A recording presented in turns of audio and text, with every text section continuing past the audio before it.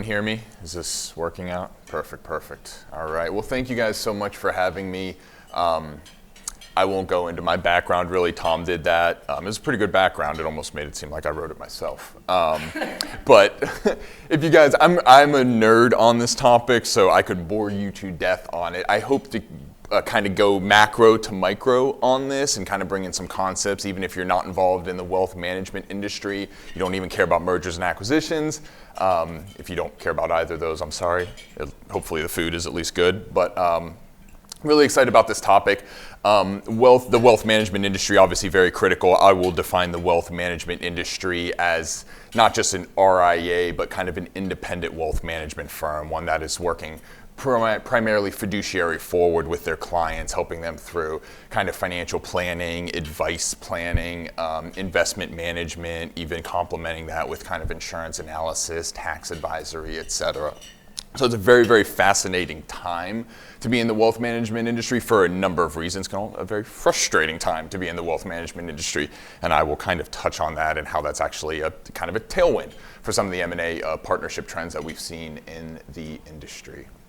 So a little bit of just who Alaris is. I kind of really want to breeze through this because it's the less fun part of this whole conversation. But background is we're a boutique M&A consulting firm focused solely on the wealth management space and asset management space as well. If you think about like an RIA, maybe your value prop is very advice or financial planning forward. And you complement that with the investment management, the insurance management, the tax advisory, or I like to say on the other end of the spectrum, maybe you're very much more of an investment forward kind of firm. You really focus on the value of kind of managing your clients' assets, and then you kind of have everyone in the middle.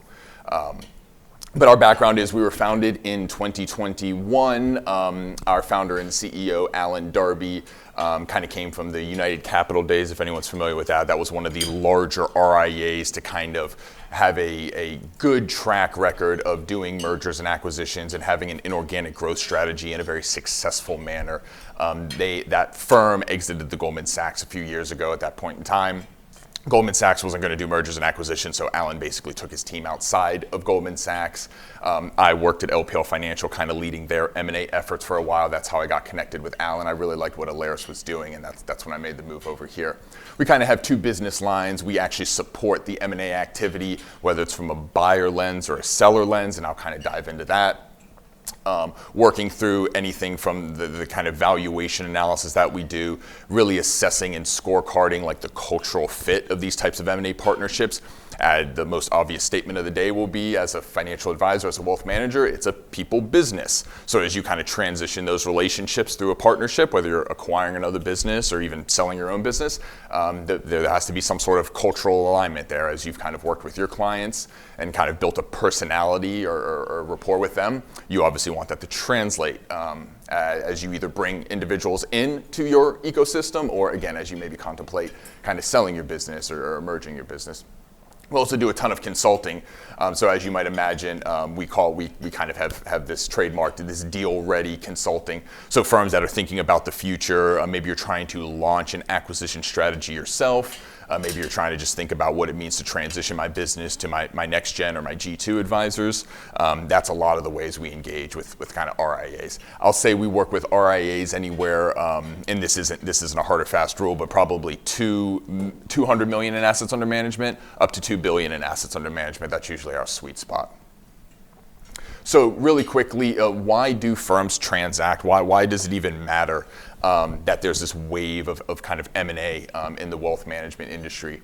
You can see, and I kind of take both lenses here. From a buyer perspective, why are acquirers out there focusing on this inorganic growth strategy and purchasing other RIAs? It's scale, right? So they want to achieve a scale. They want to achieve an economic outcome. Talent, this is huge, and I'll kind of go into this a little bit more in a second, but what it means to bring talent into the industry. I probably have a conversation, I'm not kidding, once a week with an owner of an RIA or a senior individual, and they say, Zach, I can't find like the right talent to kind of staff my business, either to service the clients or to grow. I also can't find the right talent to maybe succeed me. I can't find the younger advisors that are coming up in this industry. So I'll kind of touch on that a little bit. And then from a selling perspective, what does it mean to actually transact your business for a strategic purpose? It could be purely for retirement or monetary reasons, but I think the strategy is a little bit more, and again, I'll touch on that. In valuation purposes, kind of what I said, sometimes, a transaction or a partnership is purely motivated by the valuation or the economics. We like to kind of refer to in Alaris as your ideal outcome. So whether you're a buyer or seller, these can be three primary drivers of why you would want to explore a partnership. Again, what I had mentioned, monetary reasons, quality of life reasons, and this one's become big as you think about what are some of the headwinds in the industry, what's making it difficult for an owner of an RIA to kind of operate, regulations, SEC, I was just having a conversation, cybersecurity, how many RIA owners or leaders thought they would have to become cybersecurity experts? I'm sure not a lot. And then the last one I'll kind of talk about is growth.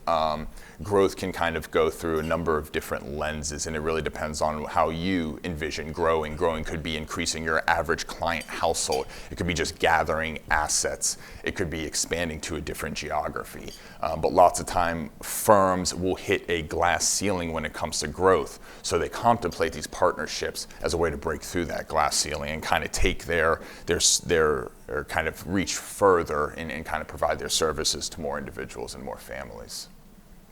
So I want to focus in, I want to try and key you in, because again, the focus of this is going to be trends, what's going on now. So as kind of like what's happening now, buyers, if you're thinking about acquiring other independent wealth management firms or other RIA businesses, it's that talent aspect.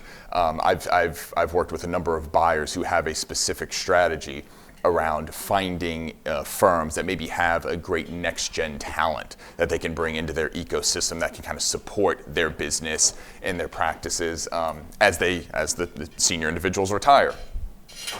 I think this is, and if any of you kind of subscribe to that, the Schwab benchmarking, RIA benchmarking study, fantastic piece of literature. But that's always been one of the top things that when they go out and they kind of poll owners of RIAs or senior leaders of RIAs, they say, what's kind of hindering your business, what's worrying you most?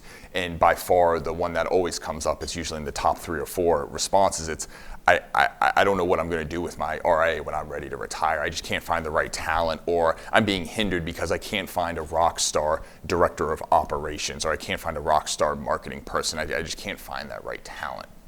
So buyers have looked to acquire not just the assets, not just the financials of another RIA practice, but the talent as well, which is absolutely critical to them.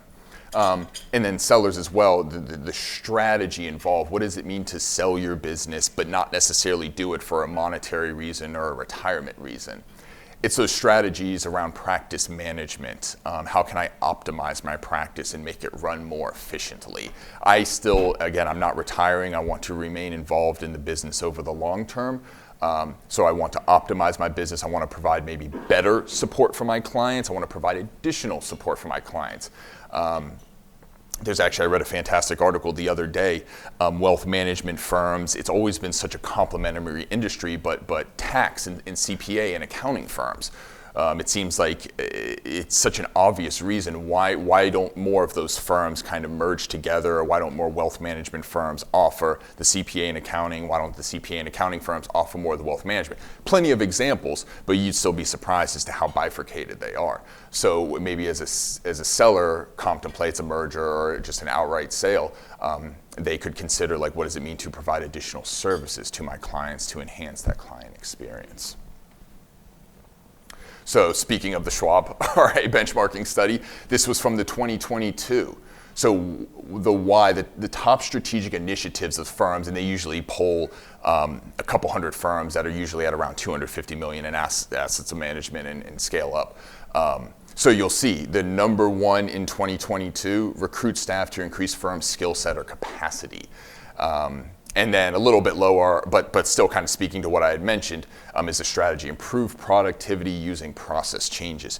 I think, I feel like, and I've been in this industry for just a handful of years, but I feel like 4 or 5 years ago, you could probably count on 2 hands the number of technology vendors that you could go out, you could purchase their software, you could bring it inside, whether it's a CRM, whether it's portfolio management, whether it's client reporting. You could go to them, you say, I want to bring technology into my business to help it optimize, provide a better client experience. Nowadays, any of you follow Michael Kitces, a very, very well-known individual. He has this technology scorecard. I think right now he must have 80 or something technology companies that he kind of tracks and kind of breaks them down and gives, the goods and bads of them as you contemplate bringing that type of technology into your business. But it's that type of stuff. It's the practice management. It's how to make your practice run more efficiently, how to grow it and scale it, and improving the productivity, even improving the productivity and defining roles of your individual employees. How does that actually enhance the value of your firm? So real quick, pathways to a partnership. What are options? I love this slide because it breaks down this entire kind of M&A partnership. What are your options? Whether you're an acquirer that's thinking of going out and inorganically partnering with other RIAs or other practices, or you're a seller. You're kind of contemplating what it means to transact and as part of a larger ecosystem. So you'll see going that way, you have more integration and more adoption. So the synergizing, the kind of combination of the cultural aspects, the back office aspects, the client experience aspects. Then on the bottom, coming this way, the kind of autonomy and independence. What do you want as a business owner? How independent do you still want to operate? As you maybe contemplate, merging your business with another organization. I think one of the most awesome aspects of this wealth management business is it's very entrepreneurial, right? A lot of folks have started their own business. Maybe they've worked as an executive. So it's great to have that small business and that entrepreneurial feel. So if I transact with a $200 billion organization, am I going to lose that? Is it going to look more like I'm at a wirehouse? Am I going to have to do more of an employee type of dance? And there's nothing wrong with that. But as you can imagine, the entrepreneurial mindset of a small business owner, of an RIA owner, that might be a little bit of a conflict. So on this side, one of your options is to do nothing. You just kind of remain independent. You keep running your RIA business. And you can kind of see I've listed out here, a couple things to consider.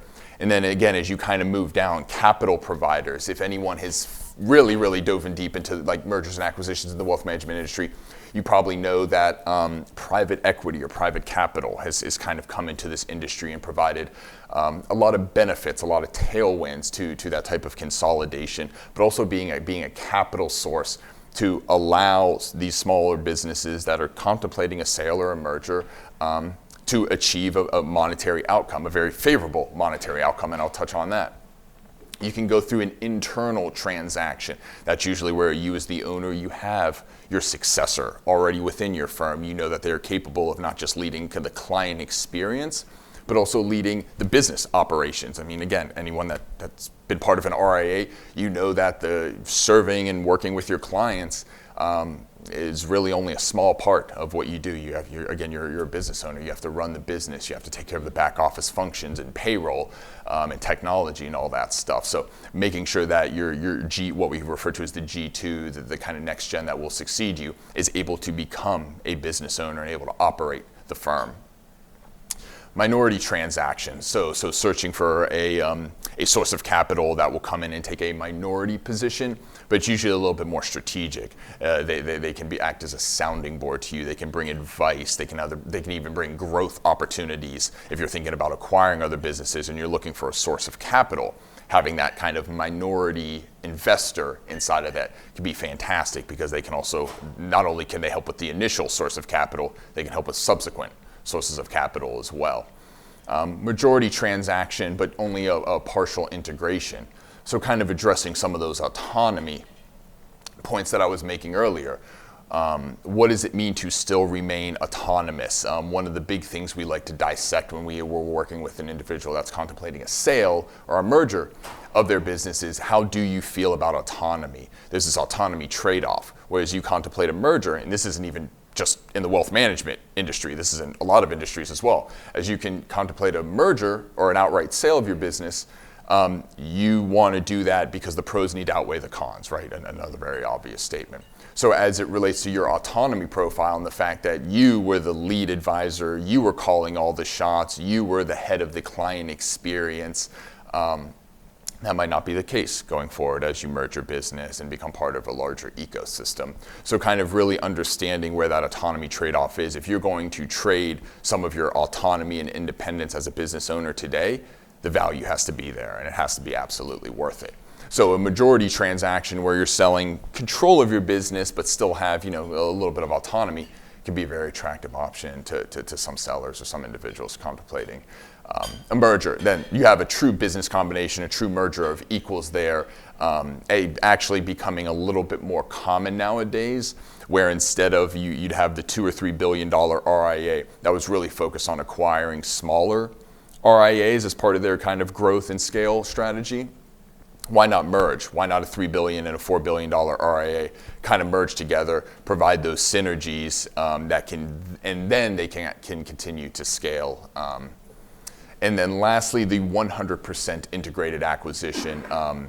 Usually you're maximizing the business lift. Just think about the scale, the economies of scale, the infrastructure that these larger RIAs have built.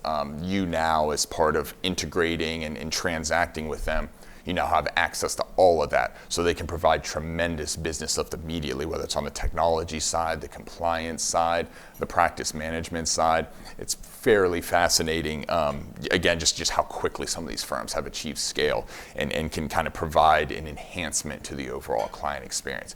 It's also the best way to monetize your business as you think about selling 100% of it, integrating it entirely. That's where, as an acquirer, you can realize the most synergies and kind of maximize the valuation that you're providing. So trends, want to dive a little bit deeper here. So the valuation and economic models, if anyone has followed the wealth management industry for a while and you've kind of dipped your toes into reading some M&A articles, Liz Nesvold, if that name rings a bell, she's one of the most successful kind of M&A consultants in the wealth management industry. She's done several interviews. She was at Raymond James for a while, and someone asked her one time, why did you get into the wealth management industry when you went to like the investment banking and M&A vertical? And she says, because it had the most simple P&L on earth. Your revenues was what you collected from your clients, and then you had like a payroll expense, you had like a couple of other operating expenses, and that's it, and the rest was just profitability. So, believe it or not, it hasn't necessarily changed too much in the past several years, but like the valuation model, when you think about these partnerships, whether you're thinking about acquiring business again, or maybe even selling a business, it's very critical to go through these steps, or at least to understand the steps involved. There's a P&L mapping step, and that's one of the more obvious steps. Just thinking about integrating the seller's P&L into if you're an acquirer, into your P&L. Where is that layer of synergies as they continue to, or as they have been spending money on expenses, technology expenses, compliance expenses, outsourced expenses, outsourced marketing and stuff like that. Chances are that can go away as you kind of bring and integrate and merge that business into yours. So that provides this like adjusted P&L that you have to work on for valuations. Very critical step in and of itself, because the largest asset on any RIA's balance sheet is going to be that goodwill asset, that kind of relationship that you hold with the clients. So outside of that, it can be a very simple mapping process, but it's also a process that has to be done through the right lens, again, depending on how you're thinking about acquisitions, if you're acquiring, or even how you're thinking about selling and monetizing your business as well. There's usually something within the P&L mapping process that's called retained owner's compensation. This goes back to what I was saying with sellers are selling their businesses a lot more for a strategic purpose than necessarily like a monetary or a retirement purpose. The most typical seller that we work with tells me that they want to remain involved in the business post-closing or post-deal for another 5 to 7 years. So they're not thinking about retiring, within 12 months of kind of completing the transaction and transitioning all their clients. They absolutely see value in sticking around, continuing to work with their clients, and then, slowly transitioning the relationships. So for that aspect, you need to continue to get paid for that business. So the acquirers will do this P&L mapping exercise where they'll basically say, Mr. and Mrs. RIA owner, what kind of compensation do you want to take outside of your gross profits? And that'll kind of formulate your base compensation model going forward. So a very critical aspect. So with these valuations within the wealth management industry, it can be done on a gross profits or a net profits basis. And you think the difference in between those is really what that retained owner's comp item looks like. And that's where you can have a little bit of a discussion or even negotiating point, again, depending on if you're acquiring or selling, what does that retained owner's comp line item look like? And then the EBITDA multiple, probably, again, very unsurprisingly, how you value businesses is mostly on an EBITDA or kind of proxy to net cash flow basis. The ongoing share of economics, this kind of it relates to the retained owner's compensation topic. So as you think about selling your business, and if you remember back to one of the first slides, I talked about growth. Growth is a tremendous tailwind or a tremendous driver for a lot of these kind of M&A partnerships. It could be a firm that realizes they're at $400 billion in assets under management and they really truly want to get to $1 billion. They think they have the right kind of platform to do it. They just necessarily don't want to invest in kind of grow themselves, kind of reinvest in themselves. So they contemplate a merger or a partnership because then that way they can access those resources at a larger firm. So aligning incentives for growth is absolutely critical, again, whether you're acquiring a business or selling a business.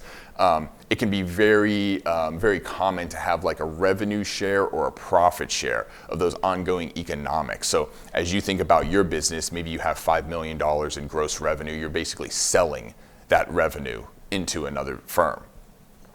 You might have, call it $2 million of profit, $2 million of EBITDA on that. So depending on how the P&L mapping goes and if the acquirer is segregating the P&L and leaving that as kind of a standalone P&L versus that P&L is being integrated into the acquirer, that kind of dictates how those ongoing economics work for an owner that's joining the acquirer's firm and going to continue to work. So very, very critical. I usually talk with a lot of buyers about what it means to not be too myopic when it comes to the profitability aspect of these acquisitions, and really aligning growth and being able to share in the growth and the financial rewards of that growth with those partner advisors, those kind of sellers, so to speak, that you're bringing into your ecosystem. And as a 2023 update, this is from another kind of M&A consulting firm.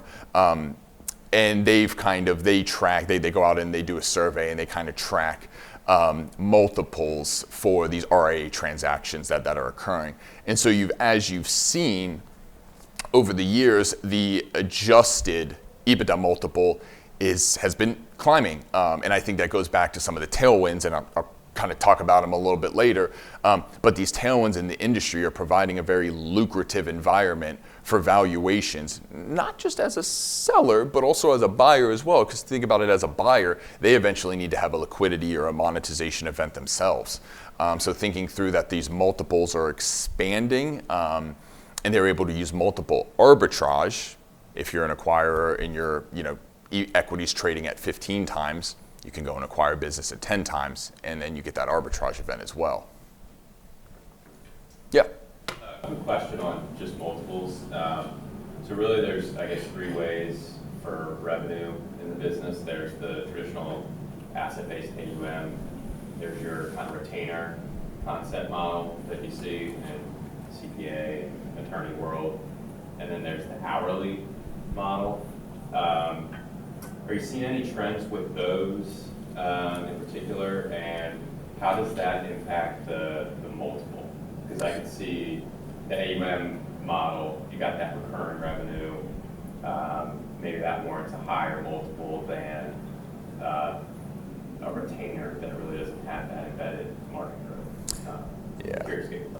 Yeah, it's a good question. I'd say predominantly the industry is using that like asset-based model where they're charging a percentage of the assets that they manage. That fee could be encompassing of all the other support that they provide, like the financial planning and everything else. It could be totally separate. So they could be almost have like a dual pricing model, to your point, is like they could charge on an hourly basis to sit down and kind of walk you through a financial plan. And then they can charge you over here as like an asset-based type of pricing based on the assets that they manage for you. So predominantly it is based on, the AUM. So charging a percentage fee based off of the AUM, that's going to be the predominant pricing model in the RIA industry. You're right, incredibly sticky revenue. Interestingly enough, in 2022, before 2022, it's only been a tailwind, right? Because the operating model of RIAs, they can realize like immense economies of scale. Because as they grow, as the assets grow, as the stock market increases, that revenue can increase without you necessarily even bringing on additional clients. So you don't have to really staff up or kind of blow up your operating expenses even more. So that's been huge. So I would say the average profitability of firms, that are sub 1 billion, probably anywhere between 30 to 60%. So that EBITDA margin anywhere between 30 to 60%. So that's what's been tremendous. Then in 2022, when markets went down, revenues went down, but you still had the same operating expenses there. So margins kind of compressed a little bit. So that kind of cuts both ways. I think I don't know that anyone's kind of dissected the pricing models like you're alluding to and how that relates to the actual multiples.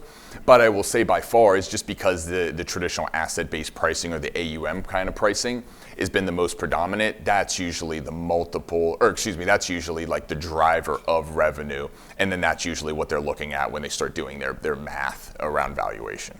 So you would assume that a retainer wouldn't have the same multiple? It would probably be slightly discounted. I mean, under a retainer model, you could still have that kind of recurring revenue, assuming that the clients come back and stuff. But usually, from what I've seen with retainer models, is usually you're undercharging. Just you're saying like, hey, every family that I'm working with is a flat $50,000 pricing or something like that, and maybe a very nominal like 80 bips on the assets that you're managing could equal $100,000 in terms of the fees that you're generating from that client.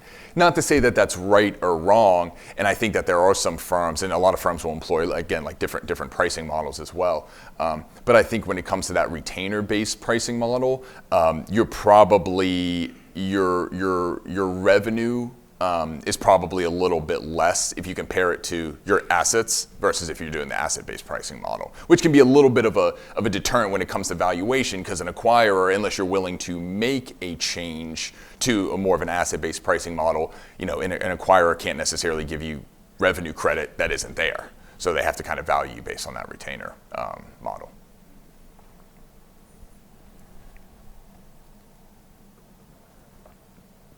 So structuring a deal and like the term. So again, whether you're contemplating launching your own acquisition strategy, maybe you are in the market acquiring businesses, or you're kind of thinking of selling or merging.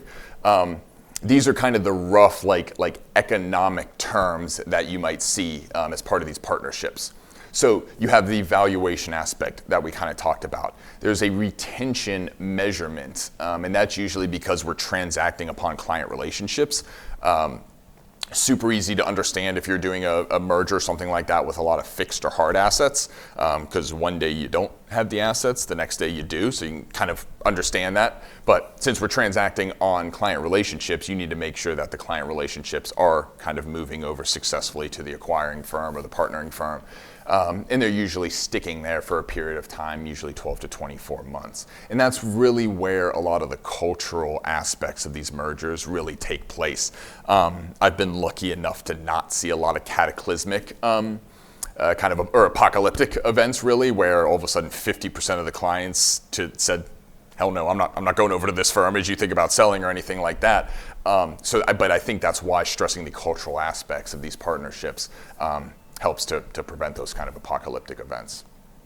Growth earnout, I'm just gonna go flip to the next. So growth earnouts, again, going back to my comment on what 2022 did to us, revenues were down. I think I've talked to one RIA in the last few months out of probably definitely more than 100 that said that I haven't seen the P&Ls, but say they were actually, their revenue was up in 2022 over 2021. Awesome. But most firms' revenue was down, especially if it's more that kind of AUM pricing model. And so what acquirers and sellers are kind of negotiating on is, can we provide like an earnout scenario that as me as the seller, as my revenue is increasing, whether it is strictly from market appreciation or it's from garnering new client assets, can I get back to the valuation that I might have gotten in 2020 or 2021? And this has been a really unique aspect of these partnerships, because not only does it align growth overall, it does give sellers that think they might be selling at a compressed multiple or at compressed margins an opportunity to regain that valuation. Because if you're an acquirer and you're really, really focused on getting the right partnerships and bringing those practices into your ecosystem, you don't want to wait 6 months. You don't want to wait a year, and no one really knows what's going to happen then. But you don't want those sellers, those partners to wait that long. You want to bring them into your ecosystem now because you're getting benefit from them and their practice and their financials and their clients. So being able to, again, kind of give them an opportunity to regain or to repair on any sort of missed valuation that they might have got, that's been a huge kind of update and a huge kind of part of these deal structures that we've seen. And then the ongoing economics, kind of what I had mentioned earlier, just really important to align the partner advisors, the previous shareholders, the sellers, really important to align them as well as other advisors and other staff as they continue to operate within the buyer's ecosystem. And then the future, what do we have to look forward to? So this is from another M&A consulting firm that does a little bit of polling. So number of transactions executed per quarter. And then like the trailing quarter average. So you see within the kind of weirdness that 2022 gave us, macroeconomic, capital market tailwinds, foreign policy tailwinds, political tailwinds, or excuse me, headwinds, whatever you want to classify them as, the kind of pace of mergers and acquisitions maybe slowed a little bit when you look at some of the past activity in 2021. I don't know that it's going to decrease significantly going forward, but I think as we kind of reassess what type of capital markets environment are we in, what type of political environment are we in, I think firms are going to be a little bit more selective in how they view their partnerships. I think in 2020 and 2021, there was just a lot of excitement, a lot of activity. You saw in the previous slide that the valuations just kept enticing individuals. Private equity capital coming into this space gave buyers a reason to pay a very rich multiple, and now everyone's kind of reassessing. How do we justify these multiples? Do they still align with our kind of internal economic model as well? And I think sellers are being a little bit more selective as well. Again, sellers. I'll just move on to the next slide. The tailwinds. What are sellers kind of interested in when it comes to these M&A partnerships? And this is really on the acquiring side too, again, for those of you that are launching or thinking about launching kind of an acquisition strategy. Over here, speaking of the RIA benchmarking study, annual hours per client for operations and administration. So you see that it's becoming a little bit more cumbersome to operate like an RIA or a wealth management firm. Why? Well, you have a lot more regulatory stuff. I was talking about cybersecurity, talking about the Reg BI stuff. So regulatory, you got to spend a lot more time on compliance. There's just more investments out there. There's alternatives. I mean, how many of you have talked about alternatives in the last year just because of the things that the stock market did in 2022? Alternatives are definitely having, their 5 seconds of fame right now. And so now you have to understand what are these different alternative asset classes that I might need to contemplate for my clients as well. So that takes away from actually being in front of my clients and servicing my clients and working with my clients. So you see firms are optimizing and they're wanting their advisors to spend less time on those operational burdens and more time just working with clients, finding new clients. And I think that's where the top firms have really figured out a great optimization and practice management model.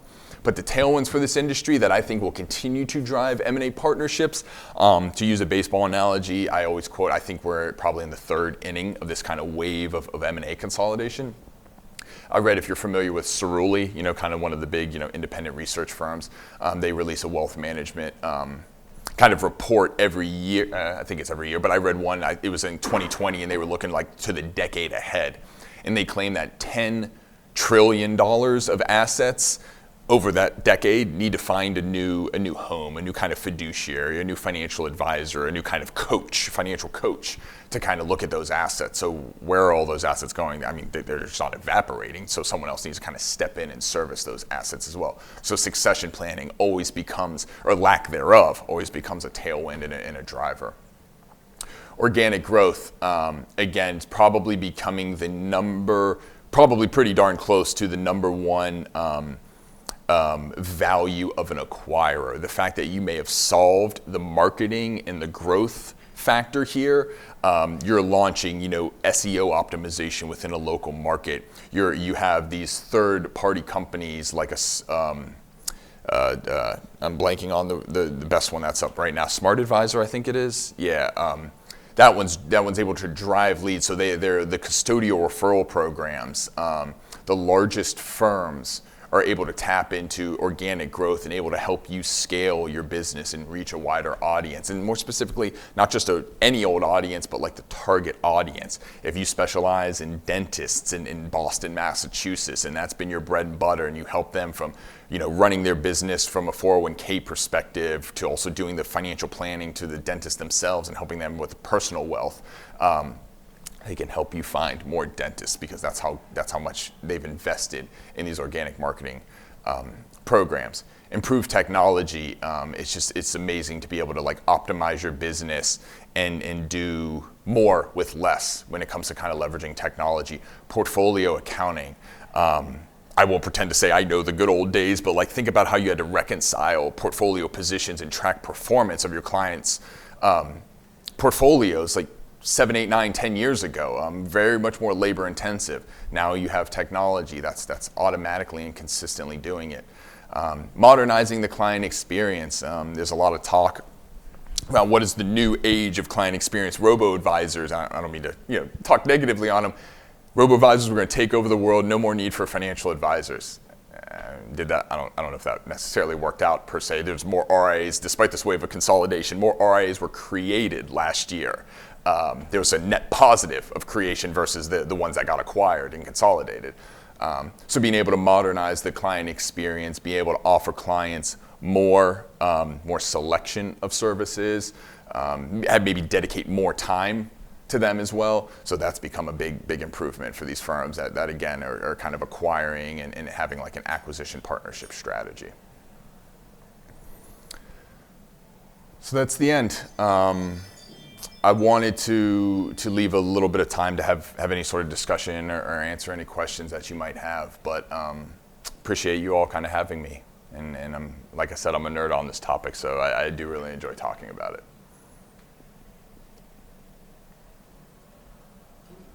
Yeah. You mentioned CFA firms getting into the wealth management business, and I guess vice versa.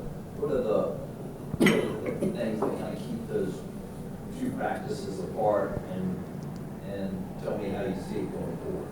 Yeah, I think probably one of the biggest things that keeps them apart is just they've kind of operated separately just for so long. Is the CPA, why would they even consider going to get a CFP or a CFA or something like that and diving into the wealth management firm? That takes a lot of intellectual capital, a lot of resources to be able to offer, the other side of the coin, and vice versa.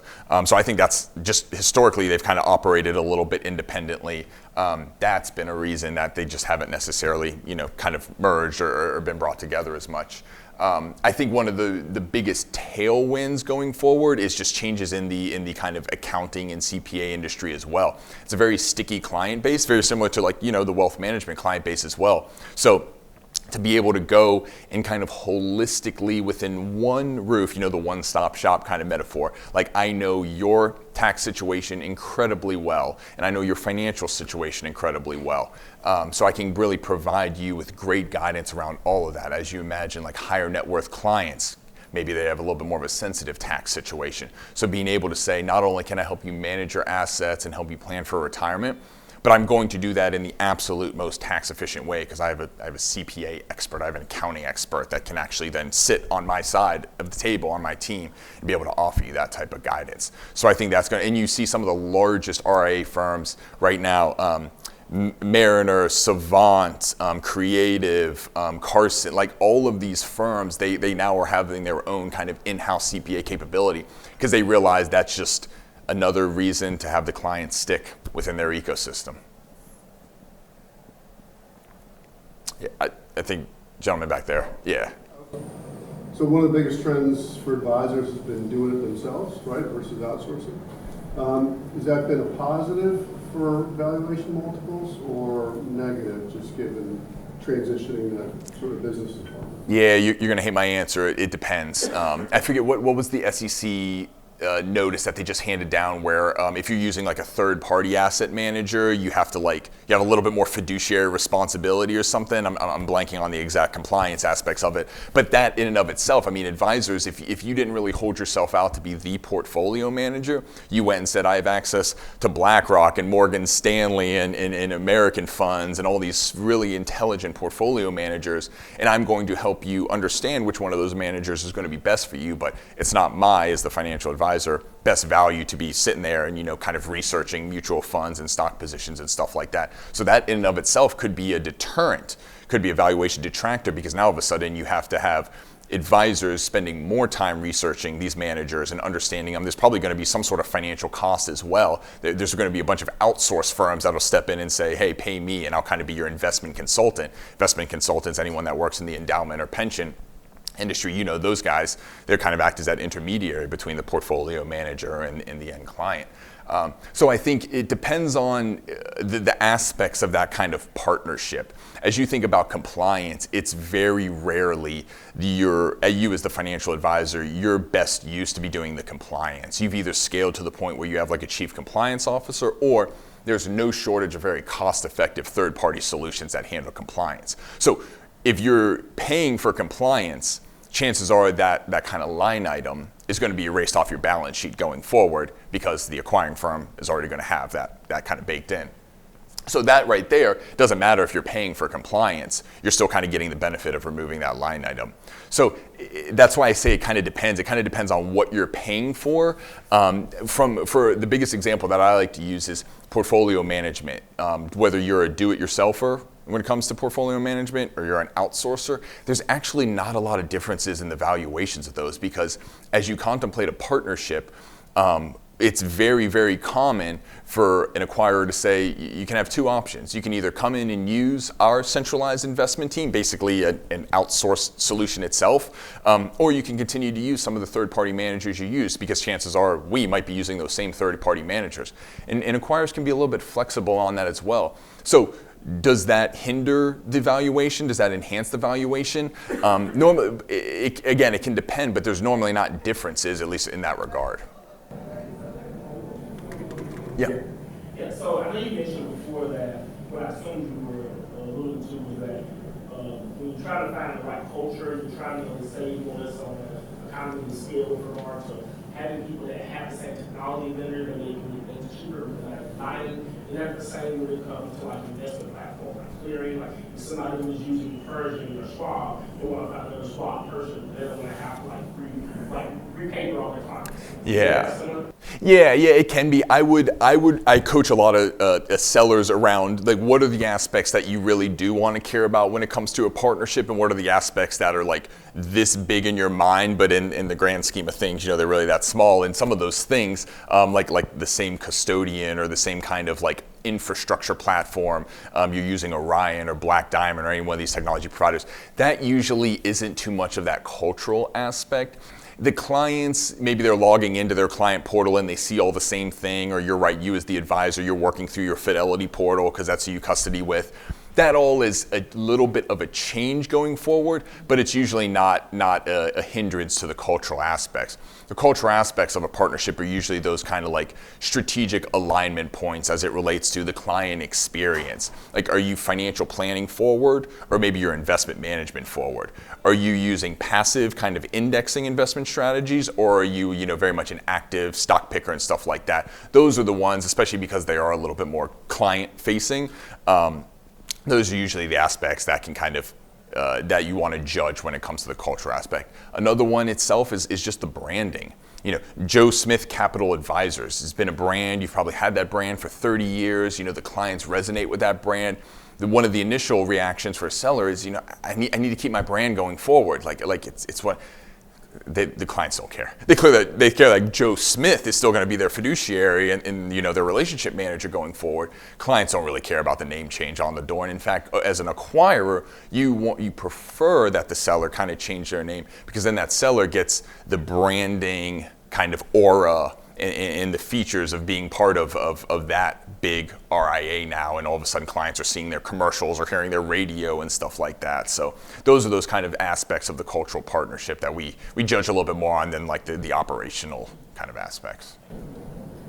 You mentioned it's a people business. Can you talk a little bit about how maybe M&A trends across geographies, how that's evolved since COVID, and if you see acquirers in different cities, different states?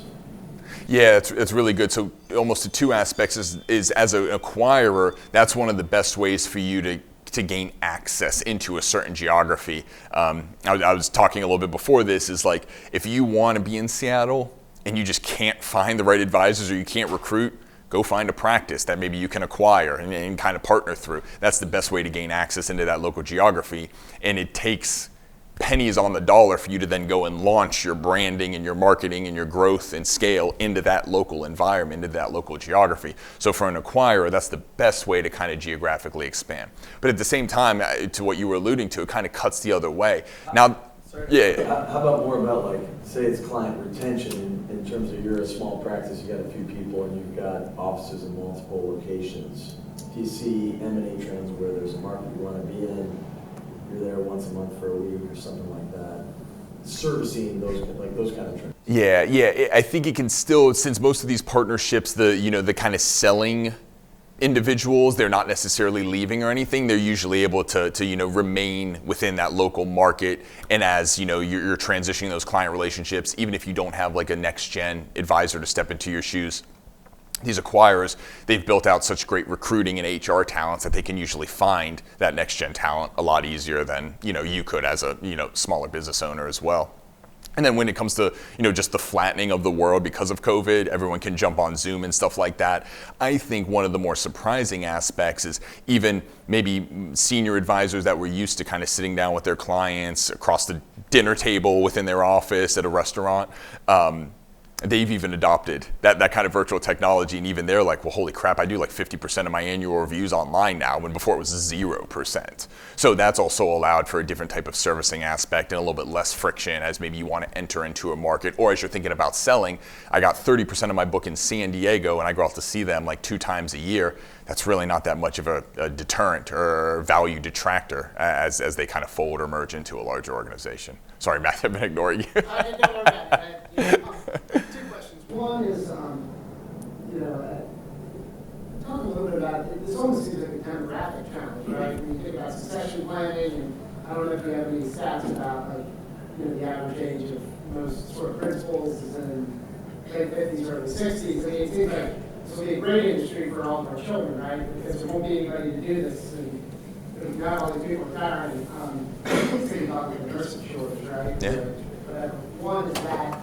And then the second one was, we were talking about economies of scale. Does pricing ever come into those discussions? I.e., someone looks at the average fee rate of an acquirer, looks at the average fee rate of a book, and it's like, over time, we get market appreciation, it's a huge tailwind, right? But there's also this, maybe we can tweak this up. I know you don't do that day one, congratulations.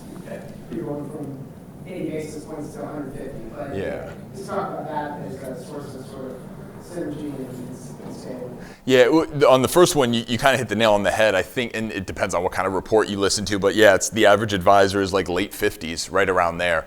So I think one of the beautiful things about this industry is you can practice into your 70s as long as, but that can also be, just frankly speaking from my lens, that could be a little bit of a value detractor as well. All of a sudden your clients are in the distribution phase of their business. Your book is probably losing assets just based on the fact that, the clients need their assets and stuff like that. But and I think and again, depending on, what kind of study you quote, anywhere between a third to a half of RIA owners or financial advisors don't have a succession plan. So you're right, it's just leaving that huge gap into who's going to end up servicing these clients going forward. So you're right, that is absolutely a tailwind. It's just the aging demographic of the industry and the lack of like replacement human capital. And then on the other side, you're right. I think it's most common for an acquirer to grandfather in the kind of fee structure, the fee schedule of the selling firm or the firm that's merging into them. But then going forward, the expectation is usually you want to adopt our kind of fee schedule. And you see, I think there's a lot of talk around like fee compression in the industry. And I think you definitely get that. But I think advisors, at least from my experience, advisors that like lead with that advice. I'm going to be your financial Sherpa. I'm going to be your financial coach. I think they're more than fine justifying the 150 basis points, which maybe does sound outrageous. But again, you're kind of using that advice and you're providing a lot more holistically than just maybe the investment management. Sure, and I'm not saying this is right or wrong, but if you are the financial advisor that's really, I'm your investment manager, and then I'm using, the kind of Vanguard suites or your all-in kind of portfolio costs, internal costs is very minimal, well then, yeah, maybe you kind of have a lot of conversation with the clients around why am I being billed at 150 basis points when, I can kind of go out there and pick these Vanguard mutual funds myself and stuff. So I think, and actually it's funny, me and Alan are writing an article on this.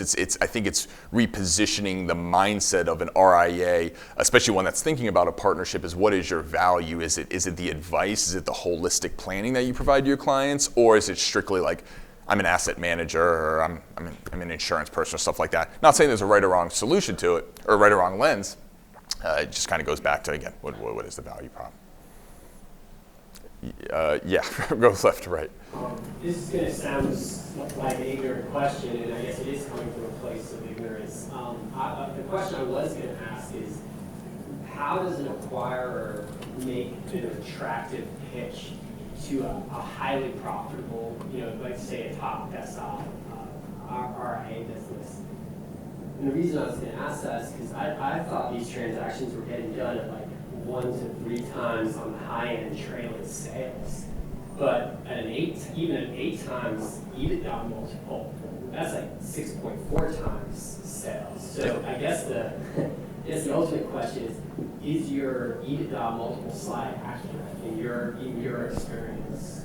Yeah, I think it is. I mean, it can be common to use a revenue multiple for businesses that have like, one of the great things about our industry is you can actually absolutely be like a solo practitioner and operate a very successful business. In fact, I've talked to plenty of $100, $200 million advisors. It's just them.